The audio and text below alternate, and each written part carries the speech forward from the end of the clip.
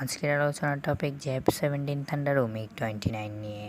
কোন fighter jet এগিয়ে, চলুন দেখা যাক।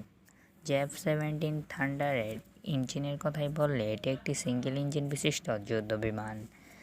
এটা যেহেতু নতুন যুদ্ধ বিমান তাই এটা আকাশযুদ্ধে তেমন অভিজ্ঞতা নেই। জেএফ-17 থান্ডার গতির দিক দিয়ে 1900 কিলোমিটার প্রতি ঘন্টা এটার গতি। পাশাপাশি এটাতে রয়েছে আধুনিক এইসার রাডার আর রয়েছে আধুনিক মিসাইল সিস্টেম। আধুনিকতার দিক দিয়ে জেএফ-17 থান্ডার কিন্তু এগিয়ে আছে। তো এবার আমরা আলোচনা করব মিগ-29 নিয়ে। মিগ-29 একটি ডাবল ইঞ্জিন ফাইটার জেট।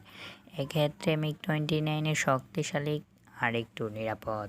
মিগ-29 এর প্রযুক্তি কিছুটা পুরাতন, যদি এটা আপডেট না করা হয়। পাশাপাশি এটি কিন্তু অনেক বেশি শক্তিশালী। এটার গতি প্রায় 2400 কিলোমিটার প্রতি ঘন্টা। যুদ্ধ ক্ষমতার দিক দিয়ে কাছাকাছি আকাশ যুদ্ধে মিগ-29 খুবই শক্তিশালী একটি যুদ্ধ বিমান। সহজভাবে বললে মিগ-29 যুদ্ধ বিমান শক্তি ও ক্ষমতার দিক দিয়ে এগিয়ে, আর জেএফ-17 থান্ডার যুদ্ধ বিমান নতুন প্রযুক্তির দিক দিয়ে এগিয়ে। আপনাদের কাছে কোন যুদ্ধ বিমানটা ভালো লাগে অবশ্যই কমেন্টে জানাবেন।